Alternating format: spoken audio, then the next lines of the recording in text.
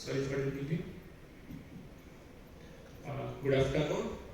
My name is Venkatesh, and I am here to present a paper on the topic of push recovery control of a bipedal robot standing on two offset planes in a double leg stance, which means both the legs are in touch with the ground, which is kind of split.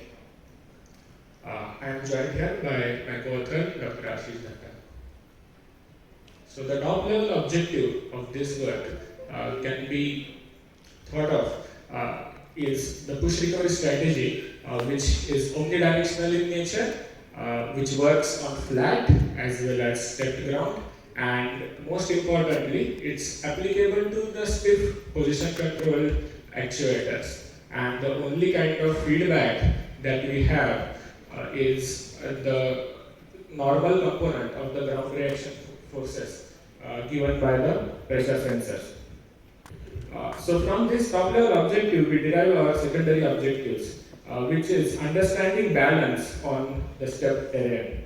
And because of these two constraints, we use the concept of generalized COP-ZMP for analysis.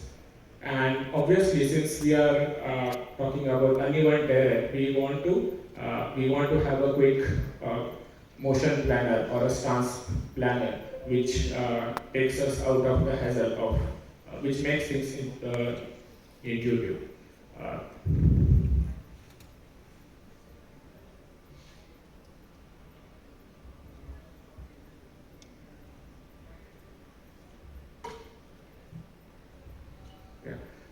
So let us quickly go over the literature in this area, and I'll split it in two parts. So first is balancing on a step kind of terrain. So nearly after a couple of decades of introduction of the term ZMP, a landmark paper was published in this area by Sarden and Bassonette in 2004, which generalized the concept and also identified that ZMP is not just a single point, but it is a whole axis.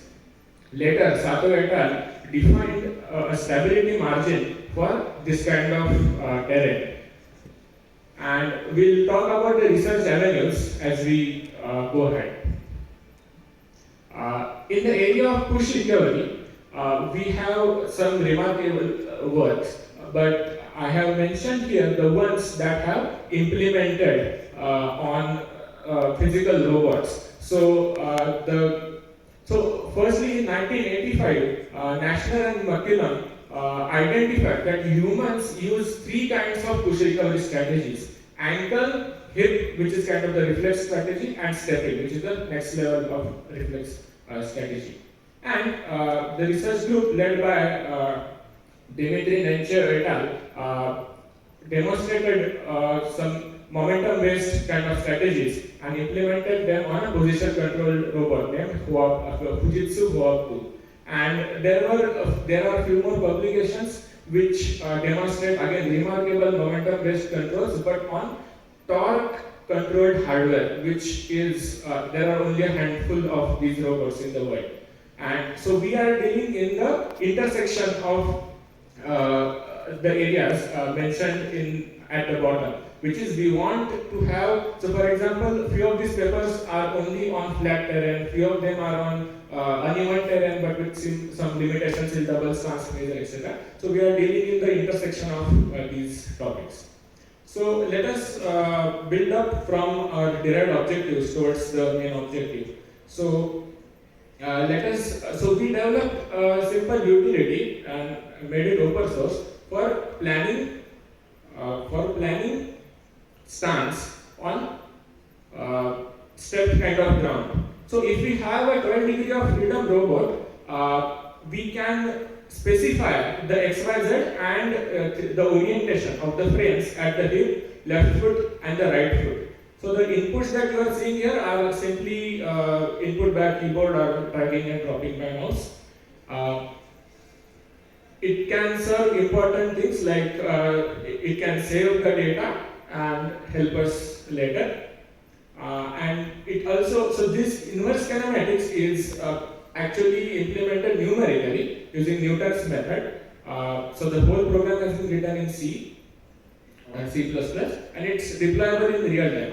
I'll talk about this in detail if there are any questions. But at the moment, so it also has a good singularity, so performance near singularity, so we get a dragging kind of motion if we hit a singularity. So we'll talk about this in questions.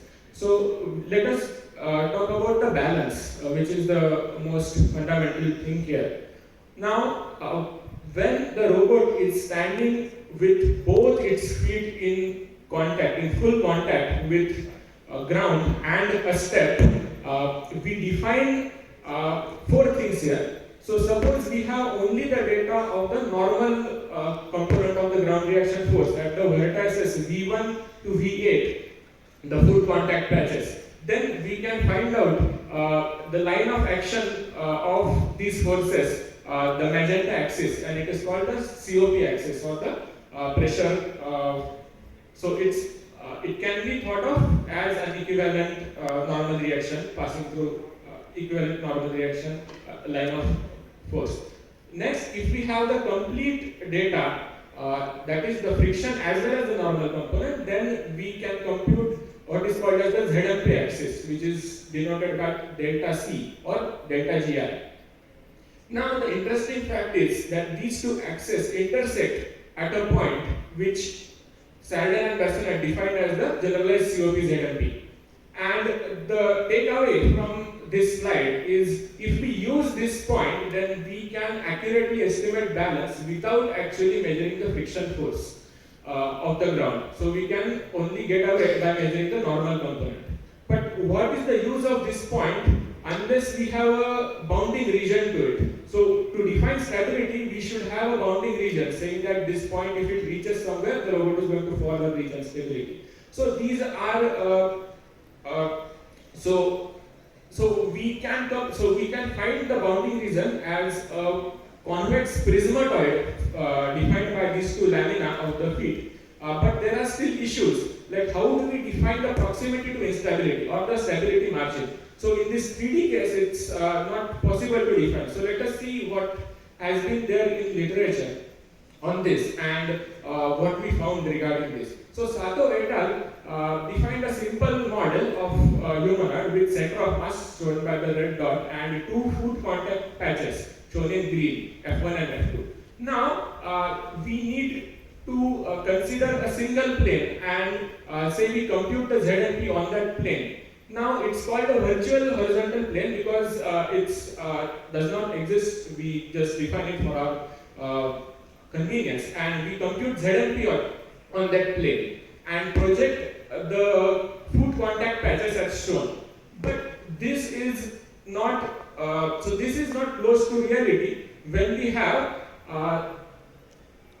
certain amount of, so when we have finite inertia about the center of mass, when we have finite torque or moments about the center of mass, and the reality is shown by points in blue. So C1, C2 are the foot contact, foot COP, C is the generalized COP ZMP, and if we define ZMP on the VHP, it is Z2, and we see it's a lot different. It's slightly different. So this is schematic. We'll see an actual simulation also. So it is not coincident with what was proposed, and so we are the first ones to identify and point this out. So because of this, the stability margin, which is defined as simply the distance between the ZMP and the extreme point, so and corresponding generalization in 2D. So this definition goes invalid because in a general case.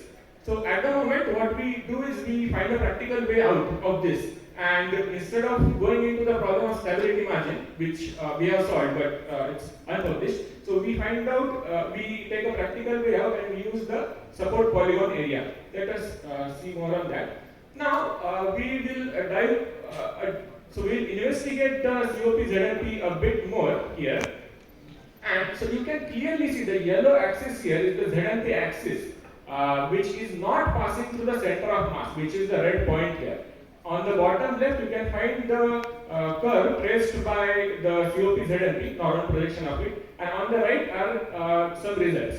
So once we apply forces which are rotating, and once we kind of apply oscillating forces.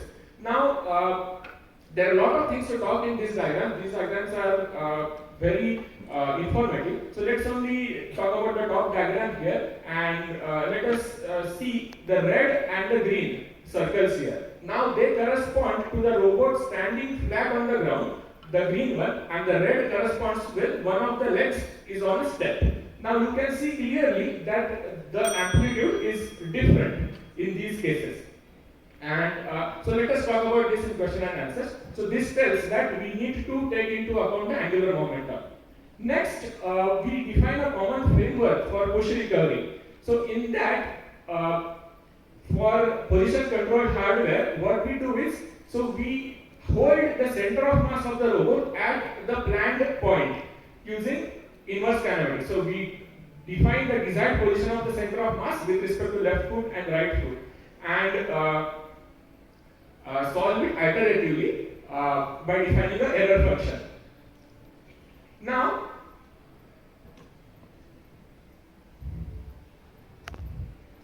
here is a demonstration of this inverse kinematics, center of mass based inverse kinematics. So we are performing an upper body motion without letting the center of mass move. So you can look at the red point here, which moves only a bit, so in the order of 10 to the power minus 4, whereas the point on the torso slightly above the point shown in the cyan color, it moves almost a couple of centimeters, which brings us to the top objective of push recovery.